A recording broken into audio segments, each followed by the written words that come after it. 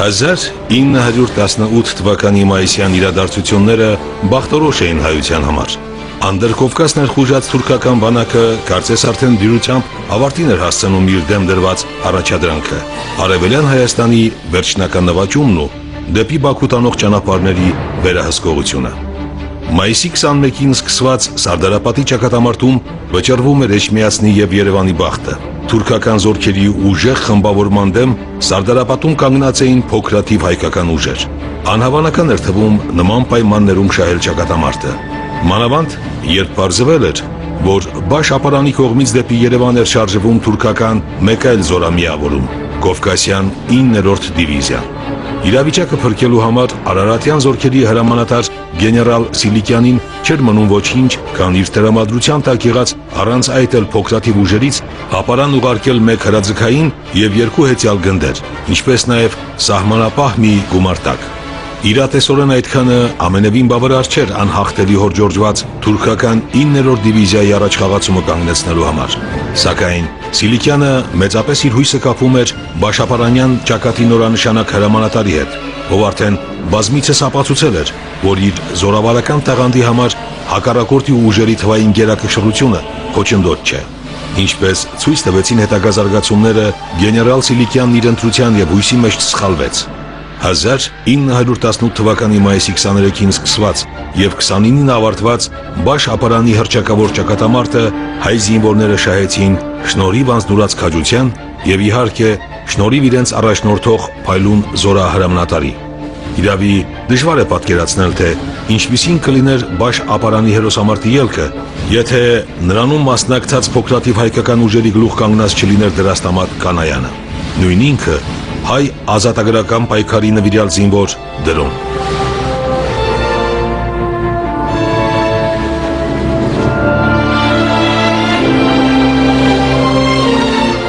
Սովորաբար ազգային պատմության այս կամ այն փուլը ճանաչելու եւ հասկանալու համար հարկ է լինում ուսումնասիրել տարատեսակ ընդգրկուն նյութեր եւ վավերագրության հաստափոր հատորներ։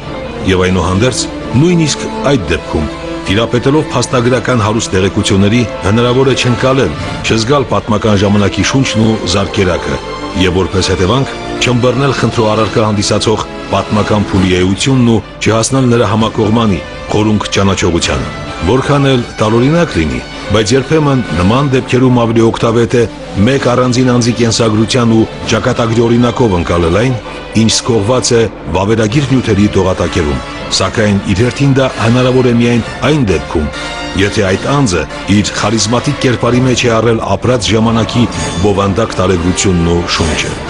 Հենց այդպիսին էր Դրաստամատ Կանայանը, մարդ, ում ճակատագրի մեջ հայլուպես արտացոլվեց իր ապրած պատմական ժամանակաշրջանի ողջ տարեգրությունը։ Նշանավոր մի անհատ, ում կյանքն իր ըմբոստ դարի օրինակով ընթացավ փոթորկահույս իրադարձությունների ու փորձությունների ճանապարհով։ Եվ վերջապես հախուռն մի բնավորություն, որում զարմանալի կերպով պարփակվեց հայ ժողովրդի ոգին ու նկարագիրն իր ամբողջ հակասականությամբ ու ծայրահեղություններով։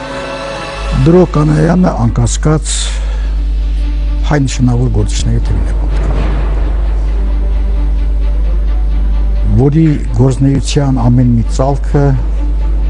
արժի որ ուսումնասիրվի մեր մասնագետների կողմից։ Իմիջիալոց իրեի բերումով 1994 թվականին գտնվում էի Բեյրութում, դասավանդում էի Նիշան Ֆլանջան շինարանում, եւ այնտեղ աշխատողներից մեկը պատմեց, թե առանձնապես ոչ բարձրահասակ Դրո Կանայանը ինչ ահավոր ուժի տեր էր, սանդուղքներով ասում է բարձրանալիս դիմացնի օձիքից բռնել բարձրացրել էր վերև։ Այն դեպքում որ դիմացինը բավական հաղթանդամ մարդ էր եղել։ Ահա այս մարդը, որի կյանքի նշանաբանն էր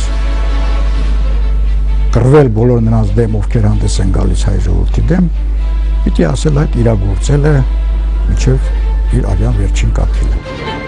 Հայոց ազատագրական պայքարի տարեգրության մեջ իր արժանի տեղը զբաղեցնելով, Դրոն այնուհանդերձ զերծ պահեց իր անունն ու կենսագրությունը ռոմանտիկական շերտավորումներից, ինչպես որ այժմ ընկալվում են հայության միջավայրում Անդրանիկի, Նժդեհի եւ այլոց կերպարները։ Եվ դրա պատճառը սխրագործությամբ ու նվիրումով վերջիններից զիջելը չէր ամենևին։ Ընդհակառակը Դրոն գործի մարդ էր։ Ծառայությունը հայրենիքին նրա ըմբռնմամբ ոչ թե կոչում էր, այլ գործ այդ բառի բուն իմաստով, ոչ թե վեհանձնության ծայրագուն դրսևորում, այլ իդեալիզացիայի կարիքը չունեցող առօրեական պարտավորություն։ Այդ էր պատճառը, որ Անդրանիկն ու Նժդեհը իրենց կյանքի որոշ փուլերում ապրեցին Աքիլեսյան հիվանդագին սինդրոմը, տառապելով չգնահատվելու, չհասկացված լինելու գիտակցումից, իսկ դրոն իր հողեղեն խառնվածքի եւ իրապաշտության շնորհիվ խուսափեց նման ապրումներից եւ երբևիցե խռոված կամ հուսահատված չլքեց պայքարի ասպարեզը, չնայած որ դրա համար պակաս առիթ չունեցավ։ Կյանքի օրոք նրան չէին սիրում շատերը, ոմանք նույնիսկ ատում էին, համարելով, որ խմբապետը չի կարող ունենալ կանոնավոր բանակը ղեկավարելու արժանիքներ, առավել եւս կառավարության մեջ մինիստրական պաշտոն զբաղեցնելու իրավունք։ Դրոյին մեղադրում էին հախուռն ու անվերահսկելի բնավորության, յուրայինների հանդեպ կոպտության, երբեմն նաև դաժանության համար։ Վերջապես կասկածի տակ էին առնում երբևիցե նրա կողմից կամ նրա մասնակցությամբ կայացրած քաղաքական վճիռների նպատակահարմարությունը եւ փնովում էին ազգային ողբերգության հաշվին ինչ-որ միլիոններ դիզելու համար։ Եվ չնայած այդ ամենին, Դրաստամատ Կանայանի կերպարը ոչ մեկին չհաջողվեց խամրեցնել ու նվաստացնել, քանզի հիրավի անուրանալի են ծառայությունները, որ մատուցեց նա հարազատ ժողովրդին։ Դեռևս պատանեկան տարիներից զինվորագրվելով հեղափոխական շարժմանը, նա ամբողջությամբ նվիրաբերեց իր կյանքը ազատագրական պայքարին եւ մահապարտի իր ծանր ուղին սկզբից մինչեւ վերջ անցավ արժանապատվությամբ, ճաշակելով եւ ընդհատակյա կյանքի զրկանքները, եւ հաղթական զորահրամանատարի փառքը, եւ տարագրության մեջ հայրենիքի անհուն կարոտը։ Չընդունել դրոյին այնպիսին, ինչպիսին ինքը կար, նշանակում է մերժել իր ապրած դարն ու իրականությունն առհասարակ։ Իսկ Դրաստամատ Կանայանը հար եւ նման էր իր ապրած փոթորկահույս դարին, որի իսկական զավակն էր եւ որից ժառանգել էր ինքն իր բնավորության ու ճակատագրի ամբողջ հակասականությունը։ Դրաստամատ Կանայանը ծնվել է 1884 թվականի մայիսի 31-ին Սուրմալուի գավառի Իգդիր անվանում։ Նրա մանկությունը, ինչպես նկարագրում են Նագավետի Սահարոնյանը, մյուսները, ինքը կենսագիրը, անցել է ուղղակի անժամանակվա իրադրության պայմաններում, ես պետք է ասեմ, որ դրոն հենց սկզբից էլ իրեն ավելի շատ նվիրել էր մանկության տարիներին հատկապես, զբաղվում էր այսպես ավելի շատ ռազմական այսպես հակումներ էր նրա մոտ դրսևորվում եւ դա ակնհայտորեն երևաց հենց սկզբից ուսման տարիներից, որտեղ նրան ուսումը այդքան ավելի շատ չէր գրավում, ինչքան օրինակ զինավարժությունը կամ ձիավարժությունը։ Դպրոցական տարիներին նա շատ ավելի շատ տարված էր ֆիլարական պայքարով Արևմտյան Հայաստանի Սերոբ աղբյուրի Անդրանիկի մասին պատմությունները նրա մոտ շատ մեծ ոգևորություն էին առաջացնում եւ տրամադրում պատանուն։ Նու պատահական չի, որ հայրը իհարկե քանի որ մեծահարուստ էր Մադրոսը, նրան անմիջապես տեղափոխեց ռուսական գիմնազիա Երևան։ Այստեղ պետք է ասել, որ միջավայրը միանգամայն այլ էր, հիշենք ցարիզմի պայմաններում հատկապես ռուսական շովինիզմը տեղ էր գտել հայ իրականության մեջ, այդ ռուսական միջավայրը ճնշումը եւ այլն դրոն չէր կարող տանել, շատ հաճախ նույնիսկ վիճաբանում էր դասղեկների հետ կամ դպրոցի ուսուցիչների կարգապահության տեսակետից վարկը չափազանց ցածր էր դրոյի եւ նաեւ ուսման առաջադիմություններ ցածր, հետագայում նա ինքը անձամբ մոտենում է տեսուչին, խնդրում որ նորմալ գնահատականներով այսպես վկայական տալ, որովհետեւ ինքը ուսումը շարունակի ռազմական դպրոցում։ Այսինքն հենց սկզբից էլ դրոն տրամադրված չէր այսպես ուսման նկատմամբ այլ կերպ, այսինքն նպատակ չուներ ենթադրենք նվիրվել գիտությանը եւ այլն, ավելի շատ նրան ցկում էր ռազմական գործը։ Դրաստամատի ապրած մանկության ու պատանեկության տարիները համընկան հայ ազգային ազատագրական շարժման բուռն վերելքի հետ, որին նոր թափ հաղորդեց 1890 թվականին Թիֆլիսում ստեղծված հայ հեղափոխական դաշնակցություն կուսակցությունը։ Այդ նոր կազմակերպությունը նպատակադրվել էր մեկ հզոր կառույցի մեջ միավորել հեղափոխական անջատ կենտրոններն ու խմբերը եւ մշակելով միասնական ռազմավարություն գլխավորել Արևմտյան Հայաստանի ազատագրության համաժողովրդական շարժումը։ Գաղափարական ու քաղաքական ծրագրերի մշակման հետ մեկտեղ դաշնակցությունը ակտիվորեն ծավալում էր նաև ռազմական գործունեություն։ Կուսակցությունը ստեղծել էր ընդհատակյա հզոր միցանց, որի միջոցով հավաքագրում էր խմբեր եւ ուղարկում դրանք Արևմտյան Հայաստան։ Նաև զենք ու զինամթերք էր մատակարարում Սասունի, Խնուսի, Վանի, Բիթլիսի ֆիդայական ջոկատներին եւ հայ ազգաբնակչությանը։ Դաշնակցության ռազմական թևը հիմնականում համալրված էր երիտասարդ նվիրյալներով, որոնք փաստորեն մահապարտներ էին, պատրաստ դոհելու իրենց կյանքն ու ճակատագիրը հարազատ ժողովրդի ազատության գործին։ Կազմակերպությունը մեծ դեր էր հատկացնում իր շարքերում ներգրավելու հավակնող թեկնածուների անհատական որակներին, ուստի դրաստամատի պես կրակոտ, կամային ու վառ անհատականությունը չէր կարող վրիպել նրա աչքից։ Իր հերթին երիտասարդ դրոն եւս չէր կարող անտարբեր մնալ զարթոնք ապրող ազատագրական պայքարի նկատմամբ, քանզի հանդարտ ընթացող կանոնակարգված կյանքը ի սկզբանե հակասում էր նրա անհանգիստ ու բորբոքուն խառնվածքին։ Համաժողովրդական պայքարի գաղափարը կլանել էր երիտասարդին ամբողջությամբ, եւ արդեն 1903-ին 19 տարեկան հասակում նա անդամագրվեց հայ հեղափոխական դաշնակցությանը։ Պատահական չի, որ հենց այդ տարիներին էլ նա ակտիվորեն մասնակցում է, զինվորագրվում է հայ հեղափոխական դաշնակցություն կուսակցությանը եւ դառնում այսպես մարտական խմբերից ընդգրկվում է մարտական խմբերի մեջ եւ ակտիվորեն պայքարում է նույնիսկ ցարիզմի այդ ելույթների դեմ, այսինքն նրանց դեմ, ովքեր փորձում են ավելի շատ հայերի նկատմամբ մեծապետական դրսևորումներ ցուցաբերել կամ չէին ընդունում մեր ժողովրդի ազգային տրադիցիաները եւ այլն, եւ դրանց նկատմամբ նաեւ դրանց հովանավորող հայ դավաճանների նկատմամբ դրոն ահաբեկչական գործողություններ ձեռնարկում է։ 1905 թվականին ծայր առան խոշոր ընդհարումները արևելահայության եւ կովկասաբնակ թուրքերի միջև։ Օգտվելով ցարական իշխանությունների գաղտնի օժանդակությունից Նախիջևանի, Սյունիքի, Ղարաբաղի մահմեդականները հարձակվում էին հայկական բնակավայրերի վրա, կոտորում խաղաղ բնակչությանը, թալանում ունեցվածքը։ Դրությունն առավել ծանր էր Բաքվում, ուր տասնյակ հազարավոր հայ բնակչության առջև ծառացել էր իսպառ ոչնչացվելու վտանգը։ Ստեղծված իրավիճակում դաշնակցությունը ստիպված էր ժամանակավորապես շեղել իր ուշադրությունը Արևմտյան Հայաստանից եւ բոլոր ուժերն ուղղել արևելահայության պաշտպանությունը կազմակերպելու գործին։ Աբշերոնի մահմեդականությանը սաստելու համար կուսակցությունը Բաքու գործուղեց իր ռազմական թևի ամենաերևելի ներկայացուցիչներից մեկին՝ ֆիդայապետ Նիկոլ Դումանին, ով աչքի էր ընկնում կազմակերպչական գերազանց որակներով եւ զորավարի արտակարգ ձիրքով։ Դումանը մի քանի օրում կարողացավ կանխել Բաքվում ծայր առած ջարդերն ու միավորելով հայերի ուժերը հակահարված տալ թուրք թաթարներին։ Հենց Բաքվի կռիվներում էլ 1905-ին իր առաջին լուրջ մարտական մկրտությունը ստացավ դրոն, ով այդ օրերին Դումանի օգնականն էր եւ անմիջական մասնակցություն էր ունեցել Բաքվի հայկական թաղերի ինքնապաշտպանության գործում։ Սակայն դա Նիկոլ Դումանի եւ դրոյի առաջին համատեղ գործակցությունը չէր։ Դեռ պատանի տարիքից շփումը ծագումով Արցախցի մեծ ֆիդայապետի հետ ահռելի ազդեցություն էր գործել դրա աստամատի վրա, որի աչքերում Դումանը անառարկելի հեղինակություն էր թե որպես ռազմական գործիչ եւ թե իբրև անհատականություն։ Հետագայում դրոն բազմիցս նշելու էր, որ Նիկոլ Դումանը մեծ ու անջնջելի դեր է ունեցել իր կյանքում։ Պատահական չի, որ նա կարողանում էր դրոյի վրա ազդել եւ կարգապահական հարցերում դրոն անմիջապես ենթարկում էր նրա հրամաններին։ Մի քանի անգամ փորձ արվեց հենց կազմակերպչական մարտերի ժամանակ դրոն հանդես բերեց խիզախություն հենց Բաքվում, դրանց անմիջապես հետո նա դրոյին նշանակեց օրինակ Կոտայքի հայ թաթարական ընդհարումների ժամանակ ինքնապաշտպանական խմբի ղեկավար։ Հենց այս հայ թաթարական կռիվների ժամանակ հետո դրոյին տեսնում ենք Զանգեզուրում Նիկոլ Դումանի անմիջական կարգադրությամբ տեղափոխվում են ապա Նախճեվանի վրա հարձակման ժամանակ եւ դրոն պատմում է թե ինչպես այս դեպքերի ժամանակ հատկապես նկարագրում է Արյուծավակի կողմից նաեւ Սիսյանի, որը նրանք համարում էին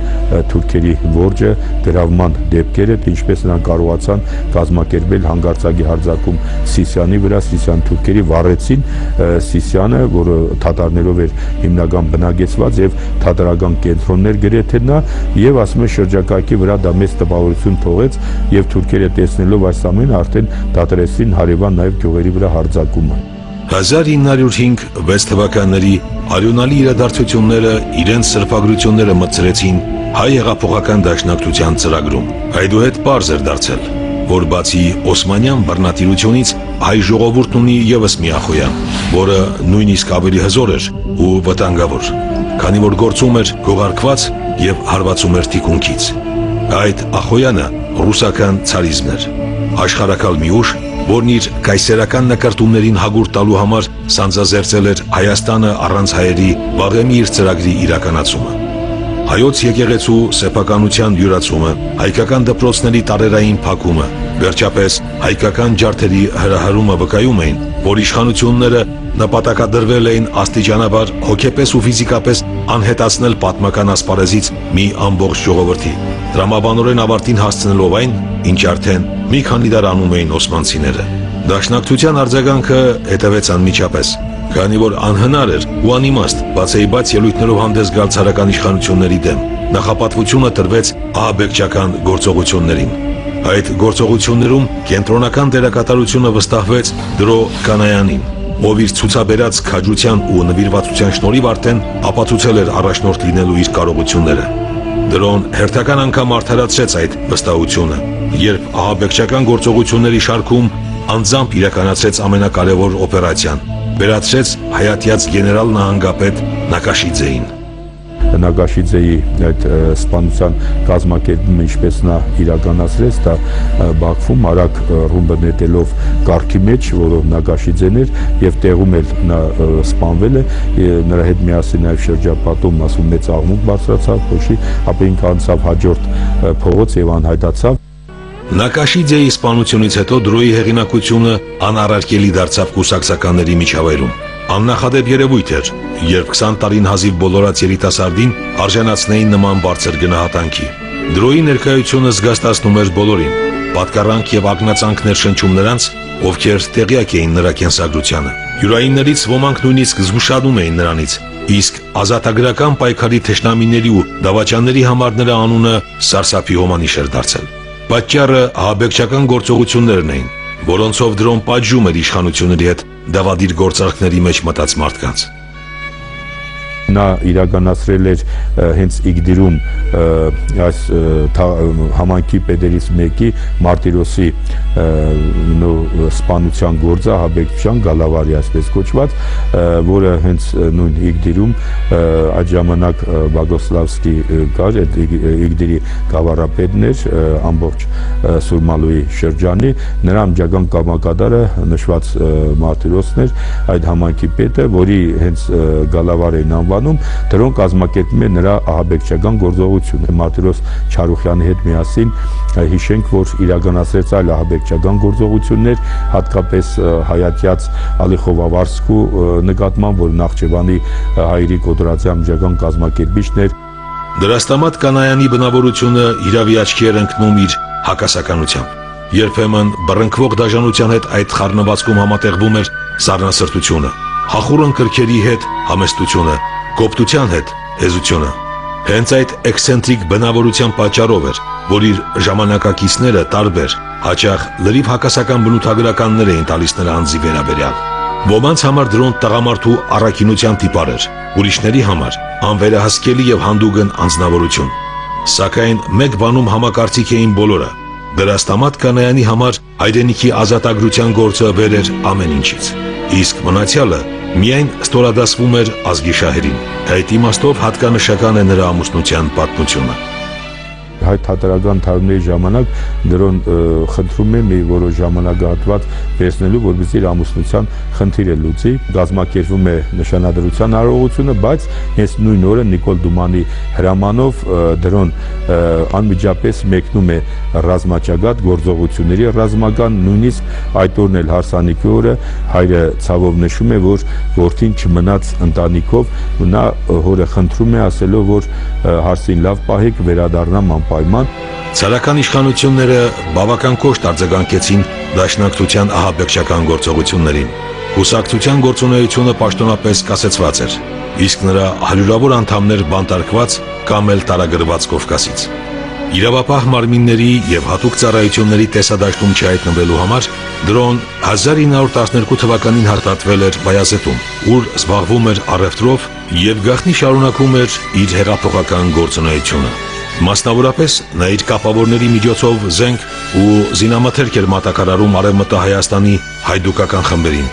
Զենքը այդ տարիներին շատ թանկ արժեր, սակայն դրոն, ինչպես պարզվեց, բավական հաջողակ ձեռներեց էր, եւ շահավետ առևտրից գոյացած գումարը հնարավորություն էր տալիս նրան սեփական միջոցները եւս իսպաստ դնել ազատագրական պայքարին։ Իրոք դրոն զարմանալի առողջացային երևույթ է։ Ինչ գործ ձեռնարկելը բոլորտեղ հաջողություն է, եւ վաճառական, եւ հետագայում քարյուղի այսինքն նավթ արտադրող, եւ զորաբար, եւ պետական կողմից բնականից տաղանդավոր մարդ է եղել, թեև փոքր-ինչ գուցե թե այդքան էլ կազմակերպանները դյուրաբորբոք տակարի մարդ է եղել։ 1914 թվականին սկսվեց առաջին համաշխարհային պատերազմը, որում Թուրքիան դաշնակցելով կայսերական Գերմանիայի ստեղծած դաշինքին պատերազմ սանձազերծեց Ռուսաստանի դեմ։ Գիտակցելով, որ առանց հայերի օժանդակության անհնար է որևէ լուրջ հաջողություն արձանագրել Կովկասյան ճակատում, ցարական իշխանությունները ստիպված դադարեցին դաշնակցականների հետապնդումը, հույս ունենալով, որ այդպիսով կարող են ներգրավել կուսակցության քաղաքական եւ ռազմական ռեսուրսները իրենց կռվի մեջ։ Դաշնակցությունը դրականորեն արձագանքեց այդ քայլին։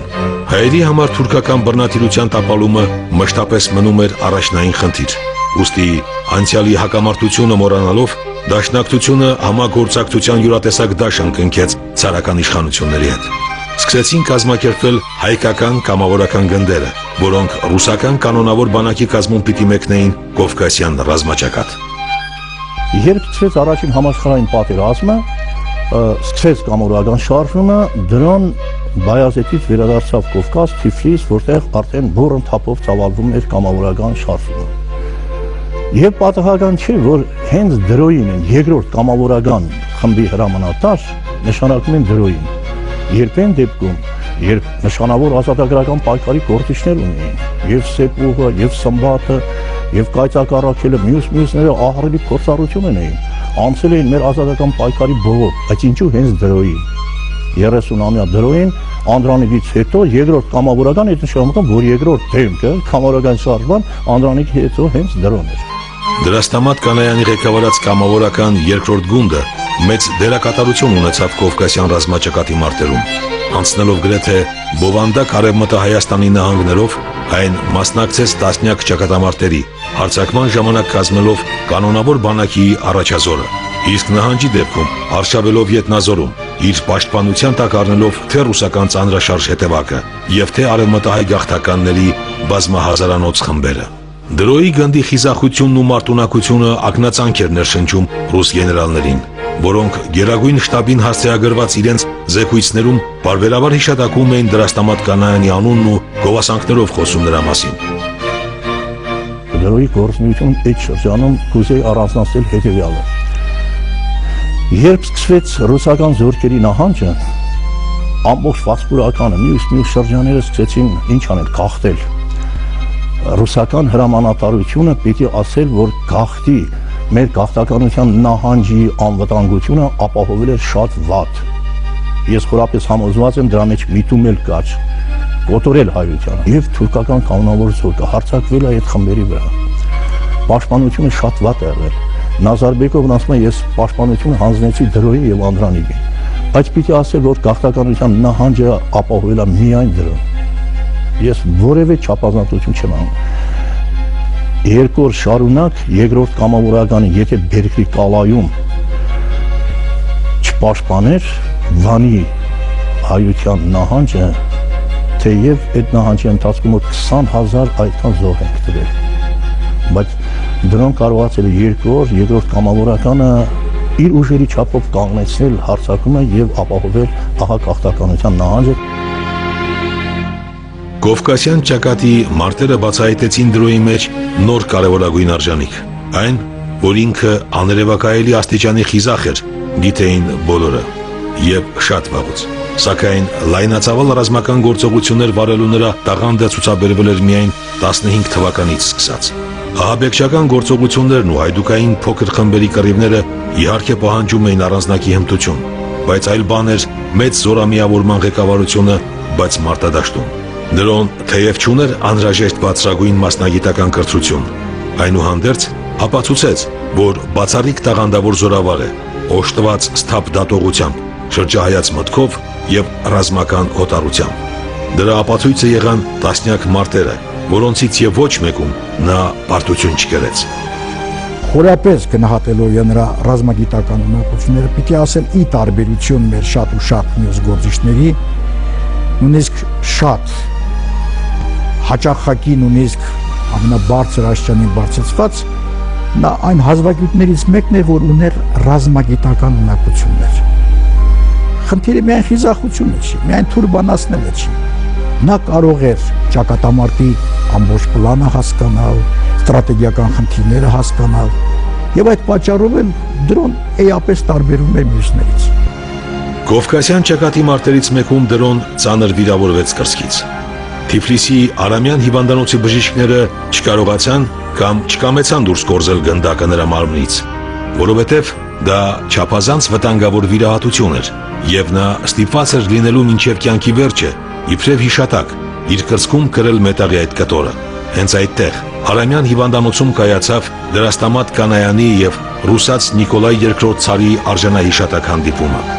Դրոյի սխրագործությունների մասին տեղեկացած ցարը հարցրել էր նրան. «Որ դպրոցում եք դուք սովորել այդպես կռվել»։ Նիկոլայը նկատի ուներ բարձրագույն ռազմական ուսումնական հաստատությունը, իսկ դրոն պատասխանել էր. «Հեղափոխության դպրոցում, ձերդ մեծություն»։ Սա հանդուգն պատասխան էր։ Ուրիշ ոչ ոք չէր ասի նման բան, բացի դրոյից։ Նրա խոսքերը շիտակ էին եւ անսեթևետ, ճիշտ եւ ճիշտ իր խառնվածքի նման։ Հեղափոխություն բառը, որ ատելի էր ցարին եւ այդքան վեհ էր հնչում դրոյի շուրթերին, շուտով իրականություն դարձած բեկելու էր երկուսի կյանքն ու ճակատագիրը։ Իշխանության եկած բոլշևիկները ցարին ու իր ընտանիքը գնդակահարելու էին հեռավոր Եկատերինբուրգում, իսկ ահա դրոյին ու իր փոքրաթիվ ազգին թողնելու էին մեն-մենակ արյան համից գազազած թուրքական գայլիդը։ Երբ կազմալուծվեց ռազմաճակատը, պիտի ասել, որ եւս մի հարցակում եւ Թուրքիան կարող էր իսպառ վերանել։ Նա պարտվել էր, բայց վերջնականապես հլա չէր պարտվել։ Աստվածային զորությամբ փրկվեց Թուրքիան կործանումից, շնորհիվ հոկտեմբերյան ահա այդ հեղափոխության, շնորհիվ Լենինի։ Դա ասում եմ, որպեսզի մեր կոմունիստները մի քիչ գոնե պատմության մի քիչ ճիշտ հայացքով նայեն։ Եվ նրանք կարողացան կար ժամանակահատվածում վերախմբավորել, զորահավաք անցկացնել, մի քանի դիվիզիաներ կենտրոնացին ռազմաճակատում եւ անցան հարձակման։ 700 կիլոմետր ցկվող ռազմաճակատը, որտեղ նախկինում պաշտպանում էր մոտ 5 միլիոն ռուսական զորք, ինչպես պետք է, մենք ինչպես պետք է մեր հայ ժողովուրդ լուծեր արևմտյան Հայաստան պահելու կամ չպահելու խնդիրը։ Դրան առաջարկում են, որ հարկավոր է թողնել այդ տարածքները, զորքերը կենտրոնացել ավելի փոքր պաշտպանական բնակցի վրա, գոնե մասը պահել։ Եթե մասն էլ չկարողանանք պահել, կորցնենք եւ ընդհանուրը եւ ամբողջը եւ մասը նույնիսկ։ Դրոյի առաջարկությունը չեն ընդունում, Անդրանիկի առաջարկություն է անցնում ավելի շուտ, որ դե հասկանալի Անդրանիկիները հասկանալ պետք։ Արևմտյան Հայաստան թողնելու այդ գաղափարը ինչպես կարելի հաշտվել, բայց զուտ ռազմավարական առումով դրոյի տեսակետը ճիշտ է, ինչ որ ապացուցեց եւ ժամանակը։ 1918 թվականի գարնանային նահանջը հուսահատեցրել էր դրոյին։ Նա վստահ էր, որ թուրքերի առաջխաղացումը կարելի էր կանխել ավելի վաղ, եւ Կարսի, Արդահանի, Ալեքսանդրապոլի հանձնումը չի արտացոլում իրերի իսկական իրավիճակն ու ուժերի հարաբերակցությունը։ Սակայն ինքը դրոն չէր կարող անձամբ անել ոչինչ, քանի որ ենթարկվում էր վերադաս հրամանատարությանը։ Ինքը պարտավոր էր միայն կատարել հրամանները, որոնք ցավոք մեծավ մասամբ նահանջելու հրանգներ էին պարունակում, եւ կարելի էր պատկերացնել, թե ինչ ոգևորություն ապրեց Դրաստամատ Կանայանը, երբ գեներալ Սիլիկովից վերջապես ցուցում ստացավ Բաշապարանում ճակատամարտ տալ թուրքերի Կովկասյան 9-րդ դիվիզիայի դեմ։ Դրային ուղարկում են ապարանի ճակատ։ Սկզբում ինքը այն ժամանակ ճիշտ տեղեկություններ չեն եղել, թե ապարանի ուղղությունում ասել են, որ ընդամենը 2 գումարտակ կա, բայց պարզվեց, որ մի ամբողջ դիվիզիա, թուրքական 9-րդ դիվիզիան նշանավոր Էսադ Փաշայի ղեկավարությամբ ուներ Գալիպոլի ճակատամարտի մասնակից, որոնք Գալիպոլի ճակատամարտում գիտեք թուրքական զորքերը հաղթեցին անգլիացիներին եւ ֆրանսիացիներին։ Բաշապարանում Դրաստամատ Կանայան զորավարի աստղացոլած նոր փայլով փոքրիկ զորախմբի գլուխ անցած նա արեց անհավանականը, ստիպեց մարտի դաշտից ճողոփրել թուրքական բանակի ամենամարտունակ համարվող դիվիզիան։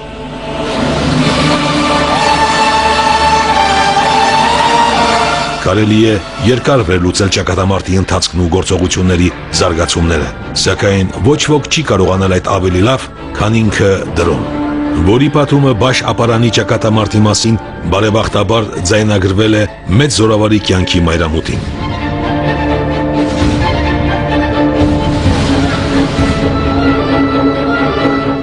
Նրանք հաշվում են դեպի Բաշաբարան և բարեբախտաբար նախազգացմունքս ճիշտ է եղել։ Երբ որ կռիվը Բաշաբարանի վրա կատաղի կռիվ ենք տալի, նրանք արդեն լեռիցը ուզեցան մանյով ռանել, որ դուրս կաց լեռից իմ թիկունքից արգել։ Հիմա Բաշաբարանի ուղղության ես տանցը զարգում եմ, նեղում եմ, նրանք երբ որ նեղն են գան, տեսան մանյով ռանին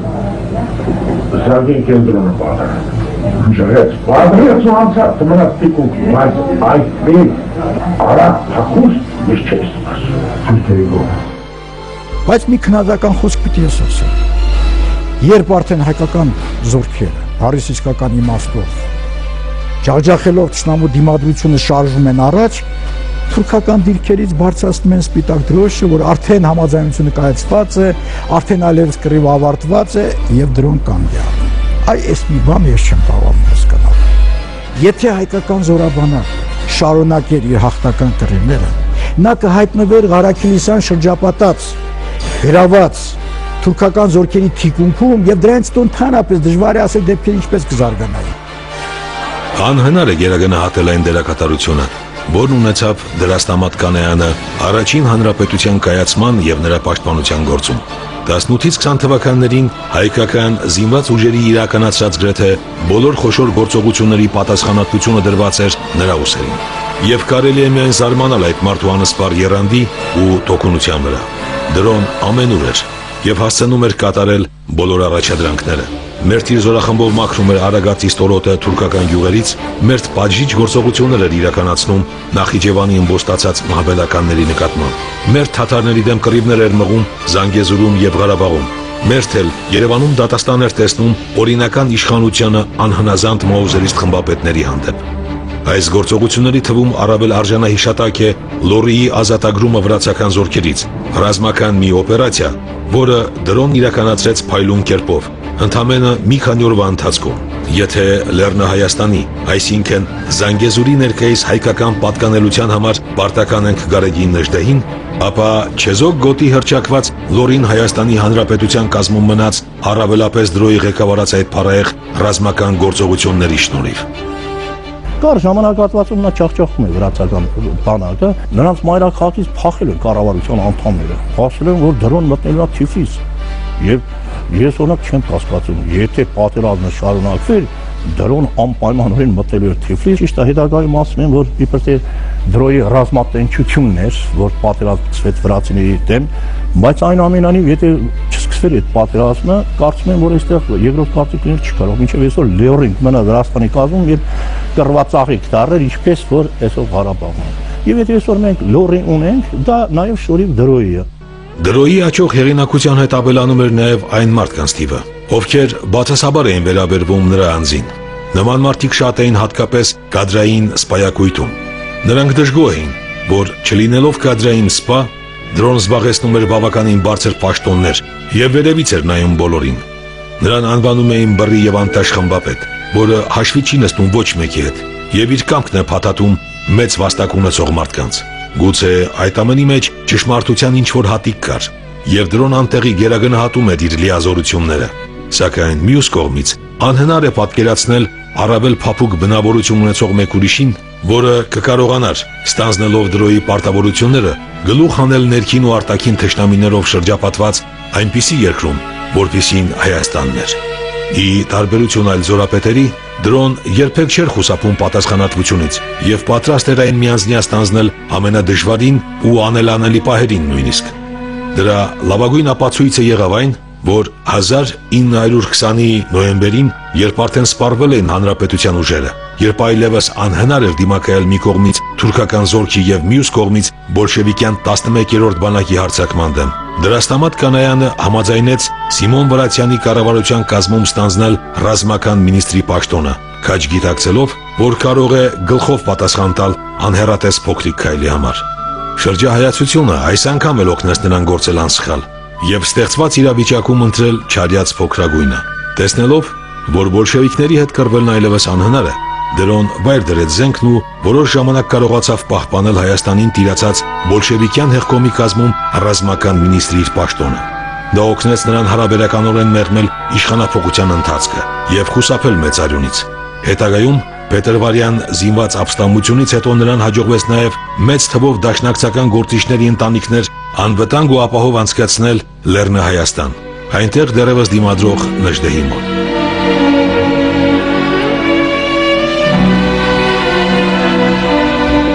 Հայաստանի խորհրդայնացումից հետո բոլշևիկները Դրաստամատ Կանայանին ուղարկեցին Մոսկվա։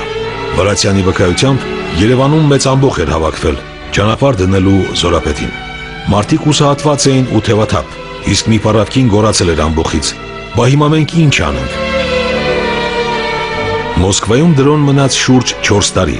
եւ կարելի է միայն զարմանալ, թե ինչու իրենց վաղեմի բոլոր հակառակորդների դեմ մշտապես քինախնդրորեն տրամադրված բոլշևիկները չգնդակահարեցին նրան։ 1925-ին նա վերջապես թույլտվություն ստացավ լքելու խորհրդային երկիրը եւ Մոսկվայից անմիջապես մեկնեց Փարիզ։ Այդ օրվանից էլ սկսվեց Դրաստամատ Կանայանի տարագիր կյանքը, այն 30 տարին,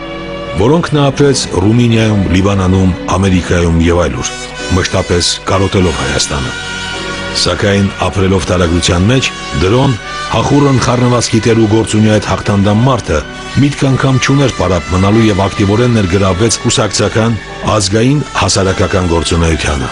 Մասնավորապես նա հաստատվեց Ռումինիայում, ուր ստանձնեց հայ հեղափոխական դաշնակցության Բալկանյան գրասենյակի ղեկավարությունը։ Հենց այդ միջոցին էլ նա ակտիվ կապեր հաստատեց ֆաշիստական Գերմանիայի ղեկավար օղակների հետ։ Համաշխարհային պատերազմը սկսվելուն պես եւ Գարեգին Նժդեհը սկսեցին բանակցել Երրորդ Ռեյխի լիազոր ներկայացուցիչների հետ հայկական լեգիոնի ստեղծման հնարավորության շուրջ։ Երկար բանակցություններից հետո պայմանավորվածությունը կայացավ եւ դրոն անձամբ սկսեց շրջել համակենտրոնացման ճամբարներով եւ լեգիոնի համար հավաքագրել խորհրդային տարածքում գերեվարված հայազգի զինվորներին։ Սակայն շատ շուտով Նժդեհը հրաժարվեց իր մասնակցությունից ձեռնարկում, քանի որ հասկացավ, որ հայկական լեգիոնը գերմանացիների կողմից պիտի մասնակցի ոչ թե թուրքերի դեմ պատերազմում, այլ գերմանախորհրդային ճակատի մարտերին։ Այդ հանգամանքը դրոյին չկանգնեցրեց, այլ ընդհակառակը ոգևորեց, քանզի նա փափագում էր Հայաստանը առանց բոլշևիկների տեսնելու երազանքը։ Կարելի է երկար վիճաբանել այն հարցի շուրջ, թե արդյոք արդարացված է դրոյի համագործակցությունը գերմանացիների հետ։ Խնդրի բարոյական հարթության մեջ դիտարկումը ի սկզբանե հղի է մոլորության մեջ ընկնելու վտանգով, քանի որ իր դրոյի շարժառիթները հեռու էին բարոյական կատեգորիայի նորմերից։ Դրոն գործի մարդ էր եւ ամեն ինչին վերաբերում էր միայն գործնական տեսանկյունից։ Նախ եւ առաջ նա նպատակադրվել էր համոզել Հիտլերին, որ հայերը եւս արիացիներ են եւ այդպիսով կանխել գերմանացիների կողմից հնարավոր ոտնձգությունները հայերի հանդեպ Եվրոպայում։ Երկրորդ խնդիրը բազմաթիվ հայազգի գերիների փրկությունն էր, որը նրան հաջողվեց բավականին արդյունավետ իրագործել։ Եվ վերջապես դրոն անհանգստացած էր պատերազմի ելքի համար։ Նժդեհը մեղադրում էր դրոյին, որ վերջինս իր քայլերով աննպաստ վիճակի մեջ կդնի բուն Հայաստանի հայությանը, որոնցից ռուսները կարող էին վրեժխնդիր լինել։ Իսկ դրոն իր իսկ կարծիքով մտածում էր ավելի հեռուն։ Բանն այն է, որ 40-ականների սկզբներին գերմանացիների առավելությունը պատերազմում ակնհայտ էր։ Եթե նրանք հաղթեին առանց հայկական լեգիոնի մասնակցության, ապա անկասկած ռուսների փոխարեն իրենք կկոտորեին Հայաստանի հայությանը։ Հենց այդ եթեն էր ստիպում Դրաստամատ Կանայանին հայությանը ապահովագրելու համար համագործակցել ֆաշիստական պարագլուխների հետ։ Եվ խնդրի դիտարկման այս քաղաքական եւ ոչ բարոյական տեսանկյունը լիովին արդարացնում է նրա այդ ժամանակաշրջանի գործունեությունը։ Ես կուզենամ ասել հետևյալը. եթե հայ ժողովրդի գործիչները իրենց բազմադարյան պատմության մեջ վերին աշճանի ճկուն են հանդես եկել,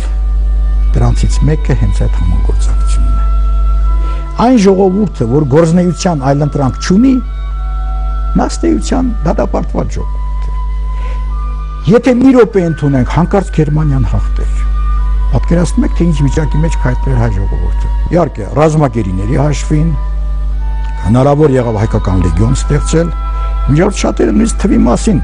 մտածում են, որ առանձնապես մեծ չի եղել։ Ոչ, 33,000 մարդ են գրկված եղել Լևոնի մեջ։ Երկրորդը, որ իբր նրանք ընդհանրապես չեն կռվել, կռվել են։ Օրինակի համար Հյուսիսային Կովկասյան լեռներում այդ զորամասերը իրենց խիզախության համար բազմաթիվ շնորհակալագրեր են ստացել։ Եվ նույնիսկ, երբ որ հայկական գործիչները Վերմախտի առաջ եւ ընդհանրապես գերմանական կառավարության առաջ հարց էին բարձրացնում, թե լավ, մեր վիճակը ինչ պիտի լինի, նրանց պատասխանում էին. իսկ այս լեգիոնը, որ ստեղծել են, ձեր հայկական պետության բանակը չի։ Պատերազմի ավարտից հետո 1946-ին ֆաշիստական Գերմանիայի պարագլուխների հետ կապ ունենալու համար Դրաստամատ Կանայանը ձերբակալվեց ամերիկյան հատուկ ծառայությունների կողմից, սակայն ամերիկացիները նրան շուտով ազատ արձակեցին եւ նույնիսկ առաջարկեցին համագործակցել։ Դեռ մոդալից 27-28 կռի ճակատամարտամաղը բոլորը հաղթել են։ Անմիջական էր իր մասնակցությամբ։ Չկա այդ ծավալի մարտական գործողություն, որ դրոն չհաղթի։ Դա երևի թե համաշխարհային պատմության մեջ էլ եկավ։ Եվ գիտեք նա հետագայում պատերազմից հետո նա երբ տեղափոխվում է Ամերիկա, նրան հրավիրում են դասախոսելու ռազմագիտական ակադեմիայում Ամերիկայում։ Նա ուրեմն Մոսկվայում եղած ժամանակ հաջողել է դասընթացների ռազմական ակադեմիայում եւ ուսումնասիրել է քաղաքացիական պատերազմների պատմությունը։ Թե ինքը սորի կողմից այդքան է լավ չի եղել, բայց փայլուն ընդունակություն է ունեցել, ուղղակի ուշադրություն չի դարձել ուսման վրա, բայց հետագայում կարողացել է այդ իր բացը լրացնել։ Իր կյանքի վերջին 10 տարին Դրաստամատ Կանայանը ապրեց համեմատական հանգստի պայմաններում։ Աշխարհն արդեն փոխվել էր, այլևս չէին սպասվում ցնցող իրադարձություններ, որոնք երկրորդ համաշխարհային պատերազմի պես հույս կներշնչեին նրան, որ գուցե մի օր իր կյանքի օրոք բոլշևիկյան երկիրը կփլուզվի, կտապալվի Թուրքիան եւ նրանց ավերակների վրա կհառնի հայոց անկախ պետականությունը։ Աշխարհը փոխվել էր եւ ինքը ծերացել, կորցրել վաղեմի եռանդն ու կրակոտությունը, ուժն ու կորովը, բայց ոչ երբեք հավատը։ Նրա նվիրական իղձը իրականություն էր դառնալու մահից ուղիղ 35 տարի անց։ Դրաստամատ Կանայանը վախճանվեց 1956 թվականի մարտի 8-ին Բոստոնում 72 տարեկան հասակում։ Նրա մարմինը հողին էր հանձնվել մեծ զորավարին եւ մեծ հայրենասերին վայել պատվո արարողությամբ։ Եթե մենք իմի բերենք, պիտի ասենք, որ իդեմս հանձին դրոյի հայ ժողովուրդ ունեցել է իրոք նվիրյալ զավակի, որի օրինակով մեր երիտասարդները պետք է դաստիարակվեն, որի օրինակով մենք պետք է դաստիարակենք մեր քաղաքացիներին ընդհանրապես, որովհետև այն երկիրը, որի քաղաքացիները նվիրված չեն պետությանը, այդ պետությունը թույլ է։ Այնպես որ մեր խնդիրը պետք է լինի ամնից առաջ ստեղծել մի հասարակություն, որը սիրում է այդ պետությունը, որ իր արմատներով կառչացի այդ հողին եւ որ անհրաժեշտության դեպքում կպայքարի արյուն կթափի կյանքը զոհի այս պետության համար։ Այնպես որ թող մեր յուրաքանչյուր երիտասարդի սրտում բաբախի դրոկանանի սիրտը։ Թող մեզ բոլորիս նրա գաղափարը միավորի, ինչը այսօր մեզ շատ անհրաժեշտ է, երբ որ արևմուտքում ունենք Թուրքիա, որը չէ ասի բարեկամաբար է տրամադրված մեր նկատմամբ, եւ արևելքում ունենք Ադրբեջանի Հանրապետություն, որ ամեն օր սուր է ճոճում առանց մտածելու, որ կարող է սուրը հենց իր կողմը ուղղվել։ Մեկ անգամ եւս սիրելի հայրենակիցներ, հիշենք այս ոցաշունչ հայ գործչի հիշատակը։